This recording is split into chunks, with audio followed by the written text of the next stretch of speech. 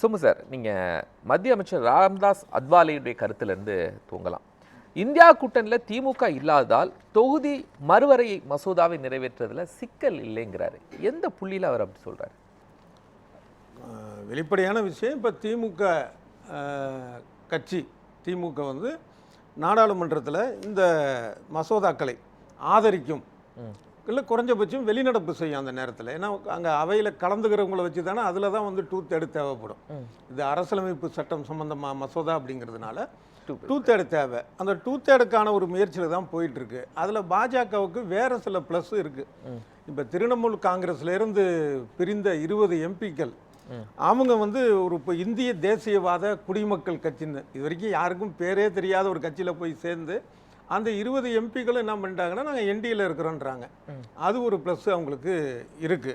இதை தவிர வந்து திரிணாமுல் காங்கிரஸை சேர்ந்த மேலவை உறுப்பினர்கள், நாடாளுமன்ற மேலவை உறுப்பினர் 3 பேர் ராஜினாமா பண்ணிட்டு அவங்களே பாஜக கேண்டிடேட்டாக நிற்கிறாங்க. அது பாஜகவுடைய வழக்கப்படி அவங்க அதை இது பண்ணுறாங்க. இதில் பாஜகவுக்கு ஒரு வாழ்த்து தெரிவிக்கணும். ஏன்னா எம்எல்ஏ எம்பிக்களை தாண்டி இப்போ மேலவை எம்பிக்கு போயிருக்கிறாங்க. அது ஒரு ஜனநாயகத்தை பாதுகாக்கிற அவங்களுக்கு ஒரு வாழ்த்துக்கள். அப்போ அது ஒரு விஷயம் இருக்குது. அதே மாதிரி பார்த்திங்கன்னா சிவசேனாலேருந்து பிரிந்த 6 எம்பிக்கள், அப்புறம் இவங்க சரத்பவார் கட்சி அது ஒரு 8 எம்பிக்கள் இருக்கிறாங்க. இதை தவிர வந்து ஜேஎம்எம் அவங்க வந்து சப்போர்ட் இருக்குது. அப்புறம் ஒய்எஸ்ஆர் காங்கிரஸ் இவங்களுடைய இந்த ஒரு வாய்ப்பெல்லாம் இருக்கிறப்ப முக்கியமாக திமுக வந்துருச்சு அப்படின்னா 22 எம்பிக்கள் ராஜ்யசபை, 10 எம்பிக்கள் வந்து லோக்சபா. இப்போ இந்த 2 இதுலேயும் வந்து திமுக இருக்கிறது மிகப்பெரிய பலம். போவாங்களா சார் திமுக அதுக்கு ஒத்துழைப்பாங்களா? டிலிமிட்டேஷனை தொடர்ந்து எதிர்த்துட்டு இருக்கக்கூடிய திமுக எப்படி ஆதரிப்பாங்க? நம்ம ஒரு கால்குலேஷன் போடலாம். ஆமாம், இப்போ திமுக தலைவர் மு.க. ஸ்டாலின் வந்து இதுக்காக கருப்பு கொடிலாம் காட்டினார். இந்த தொகுதி மறைவரையை வந்து நாங்கள் எதிர்க்கிறோம் அப்படின்ட்டு. அதே போல் இந்த சட்ட மசோதாவை வந்து எரிச்சாங்க. இதெல்லாம் நடந்துச்சு. அப்போ ஆர்எஸ் பாரதி அமைப்பு செயலாளர், திமுக அமைப்பு செயலாளர் சொன்னார், இந்த சட்டம் மட்டும் மசோதா நிறைவேறிடுச்சுன்னா என்னுடைய ஒரு பக்கம் மீசையை எடுத்துக்கிறேன் அப்படின்னாரு. அப்படி விட கூட அழகான மீசை கிடையாது அவருக்கு, இருந்தாலும் சொன்னார். சரி, பெரியவர், அதை நம்ம ஏற்றுக்குவோம். ஆனால் என்னன்னா இப்போ அவரே இப்போ சொல்கிறாரு, இதில் வந்து ஆட்சேபகரமான விஷயங்கள் இல்லாவிட்டால் நாங்கள் எதிர்க்க மாட்டோம் அப்படிங்கிறதுக்கு வந்திருக்காங்க. முந்திலேருந்து அடுத்த ரேஞ்சுக்கு வந்திருக்கிறாங்க. அதுக்கு அடுத்த ரேஞ்சு நாங்கள் ஆதரிப்போம்னு சொல்ல வேண்டியது தான். இப்போ இது என்ன நினைக்கிறாங்கன்னா, அப்புறம் பிஜேபி எதிர்த்தே களமாடிச்ச திமுக அப்படின்னா அதெல்லாம் ஒன்றும் அரசியல் கிடையாதுன்னு நமக்கு தெரியும். ஏற்கனவே இதே பிஜேபி கூட கூட்டணி வைத்து தேர்தலை சந்தித்த கட்சி தான் திமுக. அதுக்கு முன்னாடியே அதிமுக, உடனே அதிமுக வைக்கலையாம்பாங்க. அதுக்கு முன்னாடியே அதிமுக ஆரம்பிச்சது. அதுக்கப்புறம் இவங்களும் அந்த கூட்டணியில் தான் இருந்தாங்க. இதில் முக்கியமான ஒரு விஷயம் வந்து என்ன அப்படின்னா, பாஜகவை எதிர்த்து வாக்கு கேட்டு வெற்றி பெற்ற திமுக அடுத்த வருடத்திலேயே பாஜக மீதான நம்பிக்கை வாக்கெடுப்பில் ஆதரிச்சிச்சு. அந்த அளவு பழைய கணக்கை சொல்றீங்க. அதுக்கப்புறம் நாங்கள் பாஜகவோடு எந்த இதுவும் இல்லை, அவங்க சங் பரிவார் கட்சி, இன்னும் நாங்கள் வாஜ்பாய் ஆதரித்தது மாதிரி மோடி ஆதரிக்க மாட்டோம் எல்லாம் சொன்ன பாஜக கூட திமுக சொன்னாங்க. இப்போ அனிதா ராதாகிருஷ்ணன் சொல்லக்கூடிய இந்த ஸ்டேட்மெண்ட்லாம் இருக்குல்ல, நாங்கள் மத்திய அமைச்சரவையில் திருச்சி சிவா எம்பி ஆவார், 6 மாதத்தில் தேர்தல் வந்துடும், இதை இந்த தொகுதி மறையறையுடைய அந்த மசோதா பார்லிமெண்ட்டில் வரதை எப்படி கனெக்ட் பண்ண முடியும்? இப்போ வாஜ்பாய் வந்து ஆர்எஸ்எஸ் பின்னணி இல்லை, அதுக்கப்புறம் வந்தது அப்படின்னா, வாஜ்பாய்க்கு வந்து சிபிஎம்மா பின்னணியில் இருந்தது, இல்லை சிபிஐ இருந்துச்சா? அதுவும் ஆர்எஸ்எஸ் தான். அப்போ ஒரு டைலாக் அடித்தார் கருணாநிதி, அப்போதைய திமுக தலைவர் கருணாநிதி. என்ன சொன்னார்னா, திமுக இருக்கும் இடத்தில் மதவாதம் இருக்காது அப்படின்னாரு. ஆனால் அந்த நேரத்தில் தான் குஜராத்தில் வந்து பெரிய அளவில் கோத்ரா சம்பவம், பெரிய கலவரம் நடந்தது. அப்போ கும்பகோணத்தில் வச்சு பேட்டி கொடுக்குறப்ப கருணாநிதி என்ன சொன்னார் அப்படின்னா, இதை வந்து ஒரு பெரிய விஷயமா ஆக்காதீங்க, அரசியல் ஆக்காதீங்க. அந்த அளவுக்கு அவங்க போயிட்டாங்க. ஆனால் அது மாதிரி மறுபடியும் வராது அப்படின்னு சொல்கிறதுக்குலாம் ஒன்றும். அப்போ அனிதா ராதாகிருஷ்ணன் சொல்லக்கூடியது வந்துடும் அப்படிங் அதுக்கான வாய்ப்புகள் நிச்சயமாக இருக்கிறது. வாய்ப்புகள் அது நடந்துச்சுன்னா இன்னும் அதிர்ச்சி அடைய வேண்டிய அவசியம் இல்லை. ஏன் அப்படின்னா இவங்களுக்கு இங்கே ஆட்சி இல்லை. இப்போ விஜய் வந்து ஒரு பெரிய அளவில் ஒரு அச்சுறுத்தலாக இருக்கிறார் திமுகவுக்கு. கூட்டணி கட்சிகள் எல்லாம் அங்கே போயிடுச்சு. சரி, இப்போ தேமுதிக தவிர எம்எல்ஏ உள்ள கட்சியில் தேமுதிக தவிர போயிடுச்சு. அப்போ இவங்களுக்கான ஒரு பிடிமானம் அப்படிங்கிறது ஒன்று மாநிலத்தில் இருக்கணும், ஆட்சி இல்லை. இல்லை மத்தியில் இருக்கணும், அதுவும் இல்லை. அப்போ அந்த மத்தியில் இருக்கக்கூடிய ஒரு ஆட்சி, அதன் மூலமாக ஒரு அமைச்சர் பதவி அப்படின்னா, தமிழர் நலனுக்காக நாங்கள் அமைச்சர் பதவி ஏற்றுக்கிட்டோன்னு சொன்னால் இப்போ நம்ம யாராச்சும் போய் தடுக்கிறதுக்கான இது இருக்கா? கையை பிடிச்சி அதுக்கப்புறம் இல்லை இப்போ அந்த புள்ளியில தான் அனிதா ராதாகிருஷ்ணன் சொல்றாரா, அல்லது 6 மாதத்துல தேர்தல் வந்துரும் அப்படிங்கிறது ஆட்சி கவிழ்ப்பு அப்படிங்கிற ஒரு புள்ளியில பேசுறாரா, இல்ல டீலிமிட்டேஷன் வரும்போது 2029ல தேர்தல் வந்துரும் அந்த புள்ளியில அவர் பேசுறாரா? எதை எடுத்துக்கிறது நம்ம? இப்போ வந்து அந்த ஆட்சியை கவிழ்ப்பதற்கு அப்படிங்கிறதுக்கான வாய்ப்பும் இருக்குது. என்ன அப்படின்னா, இப்போ 356 வந்து இஷ்டத்துக்கு பயன்படுத்த முடியாது, அது இதுன்னு சொல்லுவாங்க. அது சட்ட ரீதியான ஒரு விஷயம், அது ஒரு பக்கம் போகட்டும். இன்னொரு இது என்னன்னா, இப்போ தாவேக்க வந்து ஒவ்வொரு எம்எல்ஏவை பர்ச்சேஸ் பண்ணிச்சுல்ல, மொத்தம் 7 எம்எல்ஏக்கள், ஒரு அமமுக 6 ஏடிஎம்கே. அந்த விஷயங்களை ஆராய்ந்தாலே இந்த அரசுக்கு ஆளுநர் மூலமாக சட்ட ரீதியாகவே குடைச்சல் கொடுக்க முடியும். எப்படி நீங்கள் வந்து இது பண்ணீங்க அப்படி தவிர வந்து மத்திய அரசில் இருக்கக்கூடிய படைகள் இருக்குல்ல, இன்கம் டேக்ஸு துறையாக இருக்கட்டும், இல்லை இடி இருக்குது, இது மாதிரி நிறைய விஷயங்கள் அவங்கள்ட்ட கையில் இருக்குது, சிபிஐ இருக்குது. இப்போ அதை வச்சு பார்க்கும்போது இப்போ இவங்க சொல்கிறாங்கல்ல, திமுக தரப்புல இருந்து எங்கள் எம்எல்ஏவை வந்து இழுக்கிறதுக்கான முயற்சி நடந்ததுன்னு இவங்க வழக்கு போடுற மாதிரி மத்திய அரசு ஏன் போடாது? இல்லை, அதுக்கு நீங்கள் அதிமுக எடுக்கக்கூடிய அந்த வேகத்தை திமுக இன்னைக்கு வரைக்கும் எடுக்கலையே. புரியல. நீங்க குதிரை பேரம் தொடர்பாக அதிமுக தரப்புல இன்பதுரை பேசுறாரு, அக்ரி கிருஷ்ணமூர்த்தி பேசுறாங்க. ஆனா அதே நேரத்துல திமுக தரப்புல ஒரு எதிர்க்கட்சி தலைவர் வலிமையா இன்னும் என்ன பண்ணல, பேசல. திமுக தலைவர் இன்னும் பேசாம தானே இருக்கிறாரு. இல்லை, இவங்க பேசுறது மட்டும் இல்லையே, இப்போ வந்து ஆளுநர்கிட்ட புகார் கொடுத்துருக்குறாங்க. இதுக்கு சார் இது வந்து ஆளுநர்கிட்ட புகார் வந்து சரியாக அதை நடவடிக்கை எடுக்கலன்னு நீதிமன்றம் போவேன் அப்படின்ட்டு இருக்காங்க. இப்போ நீதிமன்றம் நேரடியாக போகிறது கஷ்டம். ஏன்னா முதலமைச்சர் அப்படிங்கிறப்ப நீங்கள் ஆளுநர்கிட்ட புகார் சொன்னீங்களா, அவர் அனுமதி கொடுத்தாரு, இப்படிப்பட்ட சட்ட நடைமுறைகள் இருக்குது. ஆக அந்த ப்ராப்பர் வழியில் அவங்க போய்கிட்டு தான் இருக்கிறாங்க. தவிர ஸ்டாலினை தொடர்ந்து சொல்லிட்டு தானே இருக்கிறாரு, 3 மாதத்தில் ஆட்சி மாறும், 6 மாதத்தில் ஆட்சி மாறும் அப்படின்னு. அப்போ அந்த மாதிரியான ஒரு சூழல் வந்தால் இவங்க வந்து பாஜகவுக்கு ஆதரவளிக்கும், திமுக ஆதரவளிக்கும் பட்சத்தில் நாடாளுமன்றத்தில் இந்த மசோதாக்கள் நிறைவேறுவதற்கான ஒரு சூழலை இவங்க உதவிகரமாக இருந்தால் இங்கே இப்போ என்ன சொல்றீங்கன்னா, டீலிமிட்டேஷன் வந்தால் 2029ல் தேர்தல் வரும். ஸோ அந்த டீலிமிட்டேஷன் வரதுக்கான மசோதாக்கு நாங்கள் என்ன பண்ணுவோம், வாக்களிப்பாங்க அப்படிங்கிறத அனிதா ராதாகிருஷ்ணன் சொல்றாரு. அது ஒரு பக்கம் இல்லை, அதுக்கு ஆதரவு கொடுத்துட்டாலே இந்த 7 எம்எல்ஏக்கள் எப்படி வந்தாங்கிறத ஆராயறதுக்கு பாஜக மத்திய அரசு முயல்றதுக்கு வாய்ப்பு இருக்குது. அதுக்குள்ளேயே ஆட்சிக்கு பிரச்சனை வர்றதுக்கும் வாய்ப்பு இருக்குது.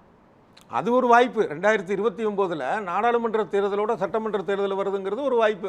அது இந்த டீலிமிட்டேஷன் வந்து சட்டமாக ஆயிடுச்சுன்னா அதுக்கு இவங்க ஆதரவு கொடுத்துட்டாலே இவங்க நெருங்கிடுறாங்க. அப்போ அதுக்கான ஒரு டிமாண்டை கூட இவங்க வைக்கலாம், நாங்கள் இதுக்கு ஆதரவு தர்றோம். இது இவங்க வந்து ஒரு 7 எம்எல்ஏக்களை இழுத்துருக்குறாங்க, இதை பற்றி நீங்கள் விசாரிங்க அப்படின்ட்டு. ஏன்னா அந்த 7 எம்எல்ஏக்கள் இழுத்ததுலேயும் பல பிரச்சனைகள் இருக்குது. அப்போ ஒரு மத்திய அமைச்சர் பதவிக்காக தொகுதி மறுவரையை நான் ஆதரிக்கிறேன் அப்படின்னு திமுக நிலைப்பாடு இருப்பாங்களா? இப்போ அதை தெளிவாக அவர் ஒன்று சொல்லியிருக்கிறாரு, RS பாரதி. அதாவது நாங்கள் எதிர்பார்க்கும் மாற்றங்கள் அதில் இருந்தால் அப்படின்னு. அப்போ இவங்க சொல்லக்கூடிய விஷயங்கள் என்னவோ அந்த மாதிரியான அதில் என்ன மாறுதல் வரும் அப்படிங்கிறது தெரியல. ஒன்று அப்படியே மாறுதல் வராட்டி கூட என்ன ஆதரிச்சுட்டு அதுக்கு ஒரு காரணம் சொல்லிட வேண்டியது தான். அன்னைக்கு மக்கள் ஏற்றுக்குவாங்களா, கட்சிக்காரங்க ஏற்றுக்குவாங்க? அதெல்லாம் ஏற்றுக்குவாங்க. நம்ம மக்கள்லாம் வந்து ரொம்ப திமுக ஏற்றுக்குவாங்களா? ஏன் சார், பாஜகவும் திமுகவும் ஒன்றிணைந்துட்டா சித்தாந்த ரீதியில் எப்படி சார் திமுக அடுத்து களம் காணும்? அதாவது இதுக்கு வந்து பிஜேபி கூட கூட்டணி வச்சிங்களேன்னு கேட்டப்போ கருணாநிதி அப்பயே சொன்ன ஒரு வார்த்தை என்னன்னா, நாங்கள் தேர்தல் அரசியலில் ஈடுபடக்கூடிய ஒரு கட்சி, ஒரு அளவுக்கு மேலே அதெல்லாம் பார்க்க முடியாதுன்னு சொன்ன வார்த்தை உண்டு. இது வரலாறு. அதனால் ஒரு படத்தில் வடிவேலு சொல்கிறார்ல, போன வாரம் தான் அடி வாங்கினேன், அது வாங்கினேன், அது போன வாரம், நான் சொல்கிறது இந்த வாரங்கிற மாதிரி எல்லா கட்சிக்கும் பொருந்தும். திமுகன்னு இல்லை, எல்லா கட்சிக்குமே பொருந்தும். இப்போ நேற்று வரைக்கும் வந்து இன்னைக்கு ஒன்று சொல்லுவாங்க, இனிமேல் செத்தாலும் வந்து அந்த கட்சியோட கூட்டணி கிடையாது. ஏன் காங்கிரஸோட அது வாஜ்பாய் சார், இது மோடி 2014 பதவியேற்றதுலேருந்து இன்று வரைக்கும் தொடர்ந்து மோடியுடைய ஒவ்வொரு செயல்பாடையும் ஏற்றுட்டு இருக்காங்க. அது டீலிமிட்டேஷனாக இருக்கட்டும், டிமானிட்டேஷனாக இருக்கட்டும், என்ஆர்சியாக இருக்கட்டும், எல்லாத்துலேயும் தொடர்ந்து ஏற்றுட்டு இருக்கவங்க எப்படி சார் ஆதரிப்பாங்க? இதில் நம்ம நினைக்கிற மாதிரி இல்லை. அது எப்படின்னா, வாஜ்பாய் வேறு மோடி வேறு அப்படிங்கிறதுலாம் இல்லை.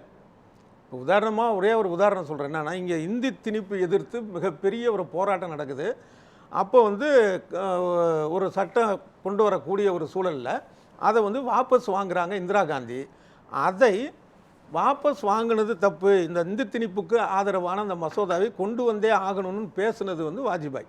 அப்போ ஜனசங்கம். அதாவது வாஜ்பாய்க்கும் மோடிக்குமான வித்தியாசம் இருப்பதாக நம்ம நம்பிக்கொண்டு இருக்கிறோம், அவ்வளவுதான். ஆர்எஸ்எஸ் வேற ஒரு முகமூடி அங்கே வச்சிருக்குது, அது வந்து வாஜ்பாய், அவ்வளோதான். இதுக்கு அடுத்தது ஒரு மோடி. இப்படி தான் நம்ம பார்க்கணுமே ஒழிய அந்த அடிப்படை சித்தாந்தமோ அவங்களுடைய அஜெண்டாவோ மாறலை. அப்போ நீங்கள் வாஜ்பாய் இருக்கிறபோது நீங்கள் வந்து ஆதரிச்சிங்க அப்படின்னா மோடி இருக்கும்போது ஆதரிக்கிறது ஒன்றும் பெரிய விஷயம் கிடையாது. ஒரு டைம் பீரியட் இருந்தல சார், நீங்கள் இந்த 2026 தேர்தல் வரைக்கும் எதிர்த்துருக்கீங்க. அடுத்த மழைக்கால கூட்டத்தொடர் ஃபர்ஸ்ட் செஷன் வரும்போது நீங்கள் ஆதரிச்சீங்கன்னா திமுகவுக்கு ஒரு பெரிய கரும்புள்ளியாக மாறிடும். இப்போ லாஸ்ட்டாக வந்து 2026 மே 4 ரிசல்ட்டு. மே 3 வரைக்கும் திமுக கூட்டணி கட்சிகள் வந்து தவேகாவை வந்து பேசாத பேச்சு இல்லை. நீங்கள் சொல்கிறது மாதக்கணக்கு, நம்ம இப்போ பார்த்தது நாள் கணக்கு. தலைகீழாக ஆகலையா? இந்த இன்னைக்கு மதிமுக பொதுச் செயலாளர் வைகோ பேசியிருக்கிறாரு. இந்த அரசை சார் அவர் பேசுவார் சார், ஸ்டாலின் பேசுவாரா? யாராக இருந்தாலும் பேசுவாங்க. அரசியலில் வந்து பார்த்தீங்கன்னா அந்த மாதிரி அந்த நேரத்துக்கு அவங்க கட்சியை காப்பாற்றணும். இப்போ தனிப்பட்ட மனிதர் அப்படிங்கிறது வேற, அவங்க கட்சியை காப்பாற்றணும். இப்போ கட்சியில் வந்து ஒன்றும் ஏற்கனவே சொன்னல, மாநிலத்தில் பிடிமானம் இருக்கணும் இல்லையா, மத்தியில் இருக்கணும், ரெண்டும் இல்லாமல் ஒரு சூழலில் கூட்டணி கட்சிகளாவது இருக்கணும். கூட்டணி கட்சிகளும் இல்லை. அப்படிங்கிறப்ப அவங்களுடைய ஒரு அரசியல் ரீதியான ஒரு விஷயமாக தான் அவங்க போவாங்க. இதுக்கான முன்னுதாரணமாக தான் நான் அதை சொன்னேன். நான் இவங்க பாஜக கூட திமுக கூட்டணி வைத்த விஷயம். தொகுதி மறுவரை அப்படிங்கிறத ஆதரிச்சிட்டாங்கன்னா சித்தாந்த ரீதியிலேருந்து விலகிட்டாங்கல்ல சார் அர்த்தம். திமுக அந்த செய்வாங்களா, தவறை செஞ்சிருவாங்களா அவங்க? இல்லைங்க, அப்படி பார்த்தோம்னா இப்போ திராவிட சித்தாந்தத்தை எத்தனையோ விஷயங்களில் வந்து திமுக செயல்படுத்தினது இல்லை, செயல்படுத்தவும் முடியாது. தேர்தல் அரசியலுங்கிறது அதுதான். இப்போ திராவிட சித்தாந்தத்தை நீங்கள் செயல்படுத்துனீங்கன்னா முருகனுக்கு நீங்கள் வந்து பெரிய அளவில் செலவு வைப்போம், முருகனுக்கு மாநாடு நடத்துவோம் அப்படின்லாம் போக முடியாது. அறநிலைத்துறைனா என்ன அப்படின்னா அந்த கோயிலுடைய கணக்கு வழக்கு பார்க்குறதாயா அப்படின்னு சொல்லிட்டு இதே திமுக அமைச்சர் ஏற்கனவே அண்ணா காலத்தில் அந்த பரிவட்டங்க அந்த கட்டம் வந்தப்போ அதெல்லாம் வேண்டான்னு சொன்னது நடந்துச்சு. திருப்பதி கணேசா திரும்பி போன்னு சொன்னது திமுகவில். இப்போ அதெல்லாம் பார்க்க வேண்டிய ஒரு சூழல்லாம் கூட தமிழ் கடவுள்னு எடுத்துக்குவாங்க சார். ஆனால் நீங்கள் பாசிச பாஜக அப்படின்னு சொல்லிட்டு அந்த புள்ளியில் திமுக நகர்ந்துன்னா எப்படி சார் கொள்கை ரீதியில் அதில் பயணிக்கிறவங்க ஏற்றுக்குவாங்க? ஒரு இது சுருக்கமாக சொன்னால் என்னென்னா, இப்போ நீங்கள் யோசித்து இவ்வளோ கேட்குறதில்ல, லட்சத்தில் ஒரு பக்கம் கூட முக ஸ்டாலினும் திமுக ஆட்களும் யோசிக்க மாட்டாங்க. ஏன்னா நடைமுறை அரசியலில் அதை தான் பார்ப்பாங்களே ஒழிய இவங்கன்னு இல்லை, எந்த கட்சியாக இருந்தாலும். இப்போ யாராவது நினச்சி பார்த்தோமா, வன்னியரசு வந்து விஜயை பேசாத பேச்சா, திருமாவளவன் வந்து விஜயை பேசாத பேச்சா? மற்ற கூட்டணி கட்சிகள் கூட கொஞ்சம் கம்மியான முறையில் பேசுனாங்க. இவர் என்ன பேசினார், திருமாவளவன் வந்து விஜய்க்கு மனசாட்சியே கிடையாது, சாரி அதை சொன்னது வைகோ. திருமாவளவன் சொல்கிறது என்னென்னா விஜய் மேலே ஏன் வழக்கு போடலை, அப்போ திமுகவுக்கும் அவருக்கும் தொடர்பாங்கிற ரேஞ்சுக்கு பேசினார். வன்னியரசு பேசுனதெல்லாம் இன்னும் இதில் இருக்குது, சோசியல் மீடியாவில் இருக்குது, பார்த்தாலே வயிறு புண்ணாக போயிடும். அவ்வளவு காமெடியாகவும் அவ்வளவு வந்து கிண்டலாகவும் பேசியிருந்தார். இன்றைக்கி எல்லாம் ஆதரிக்கலையா? அரசியல் இதெல்லாம் சகஜமப்பா, இதை வந்து ஒரு பெரிய விஷயமாலாம் வந்து மக்களும் எடுத்துக்க மாட்டாங்க. அந்த சித்தாந்தங்கிறது ஊழலற்ற ஆட்சி அப்படிங்கிறலாம் மைண்டில் அப்பப்போ மக்கள் எரேஸ் பண்ணிடுவாங்க. அது அந்த நேரத்துக்கு இவங்க பேசிக்கிறது தானே ஒழிய மக்கள் அதை ஒரு பெருசாக எடுத்துக்க மாட்டாங்க. சரி சோமு சார், இதுக்கு நம்ம பேசின விஷயம்தான் இது வந்து திமுக பாஜக கூட்டணி நோக்கி செல்லக்கூடிய ஒரு விஷயம். இதில் இன்னொரு இது சொல்லணும் என்ன அப்படின்னா, இப்போ நீங்கள் கூட சொன்னீங்கல்ல வாஜ்பாய்ங்கிறது வேற மோடி வேற அப்படின்ட்டு. இதே தான் சொல்லியிருக்கீங்க முன்னாடி. இல்லை அந்த ஆர்எஸ்எஸ் உடைய ஒரு முகம்ங்கிறத மாற்றுறாங்கங்கிறத சொல்கிறேன். முகம்னு இப்போ இந்த மோடி வந்து குஜராத் முதலமைச்சராக இருந்தப்போ தான் கலவரம் நடந்தது. அந்த கலவரம் நடந்தபோது அதை பெரிதாக கருணாநிதி கண்டிக்கவில்லை அப்படிங்கிறது மட்டும் இல்லை, எதிர்க்கட்சிகள் கொண்டு வந்த தீர்மானத்தில் பாஜகவுக்கு ஆதரவாக தான் வாக்களிப்புன்னு சொல்லிட்டு செஞ்சாங்க. ஸோ அதனால் இப்படி மாறுவது அப்படிங்கிறது வந்து ஒரு பெரிய அளவுக்கு நம்ம அதிர்ச்சி அடைய தேவையில்லை. மாறுவதற்கான வாய்ப்பு இருக்குது ஒன்று. இன்னொன்று என்னென்னா, இப்போ இதனால் தமிழ்நாட்டுக்கு பாதிப்புன்னு சொன்ன கட்சி தான் திமுக. நாளைக்கான ஒரு அரசியல் சூழலில் பாஜகவை ஆதரிக்கிற நிலை வந்தால் அவங்க பிரச்சாரம் வந்து வேற மாதிரி கூட மாறலாம். ஆனால் எதுக்குப்பா அதிகமாக எம்பி எல்லாம் வச்சுக்கிட்டு, இந்த ஒரு படத்தில் கவுண்டர் பண்ணி சொல்லுவார் ரஜினிட்டு, அதை யாருப்பா அசிங்கமாக மோதிரத்தை போட்டுக்கிட்டு அப்படின்னு, அந்த மாதிரி அதிக எம்பி இருந்தால் அதிக செலவு, தேர்தல் செலவு அப்படின்னு கூட சொல்லுவாங்க.